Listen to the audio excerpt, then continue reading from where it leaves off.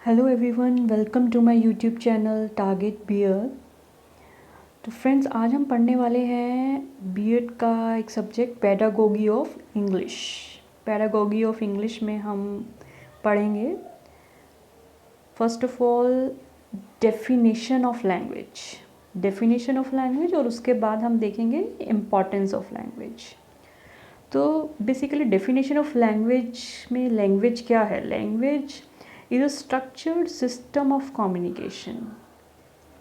हमें किसी भी इंसान से कम्युनिकेट करने के लिए हमें किन किन चीज़ों की ज़रूरत पड़ती है? हमें वर्ड्स चाहिए। सबसे पहले वर्ड्स चाहिए। उन वर्ड्स को जब हम कंबाइन करते हैं अपने थॉट्स को एक्सप्रेस करने के लिए, words and the methods of combining them for expression of thoughts is a language. Or we can say a language is a system of communication which consists of a set of sounds and written symbols which are used by the people of a particular country or region for talking or writing. उसके बाद हम देख लेते हैं importance of language. English language basically English हमारी life में क्यों ज़रूरी है, बेसिकली क्या नीड है हमें इंग्लिश की। First of all, English is a link language. English helps in making a link between people of different regions and cultures. English connect करती है हमें दूसरे लोगों के साथ, जिनके साथ हम हम कभी साउथ में चले जाएं या ईस्ट में चले जाएं या वेस्ट में चले जाएं, वहाँ पे अगर हम अपनी मदर टंग में बात नहीं कर सकते, हम हिंदी में बात नहीं कर सकते, तो इंग्लिश ही एक ऐसी लैंग्वेज है जिसके थ्रू हम कम्युनिकेट कर सकते हैं। नेक्स्ट आ जाता है English is a international importance. English is said to be a universal language. English is said to be universal language मतलब कि इंग्लिश आप किसी भी कंट्री में चले जाएं, आप अगर कम्युनिकेट करना चाहते हैं, आपको फ्रेंच नहीं आती, आपको चाइनीज़, आपको जर्मन नहीं आती, बट इंग्लिश अगर आपको आती है, आप किसी भी कंट्री में जाके आप ट्रेड कर सकते हैं। अगर आप एजुकेशन के लिए जाना चाहते हैं या आप बिज़नेस मीटिंग्स के लिए जाना चाहते हैं या किसी भी तरह के कम्युनिकेशन के लिए इंग्लिश बहुत ही ज़रूरी है।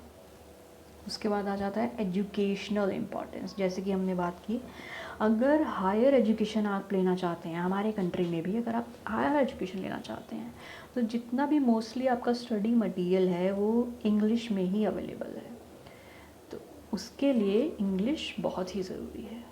नेक्स्ट आपका आ जाता है कल्चरल इम्पॉर्टेंस।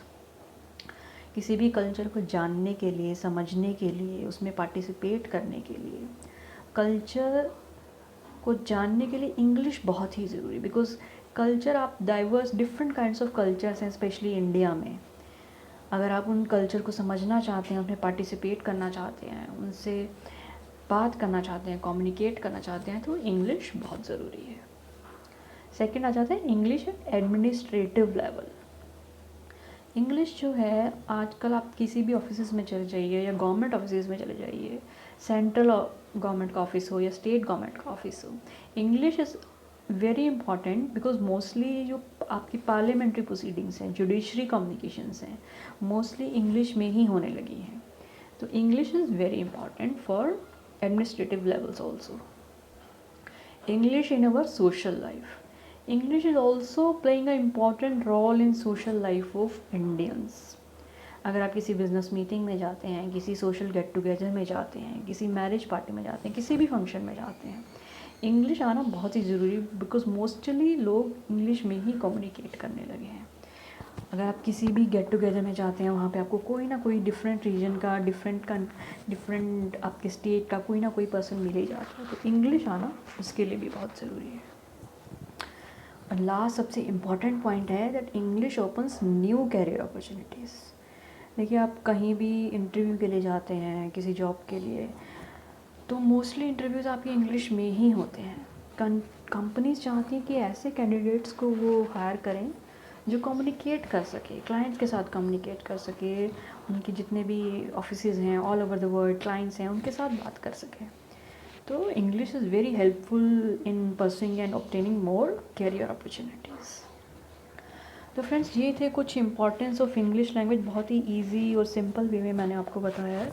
अगर कोई भी डाउट है, कोई भी क्वेश्चन है, आप प्लीज़ मुझे कमेंट करके बता सकते हैं। So thank you for watching, have a nice day.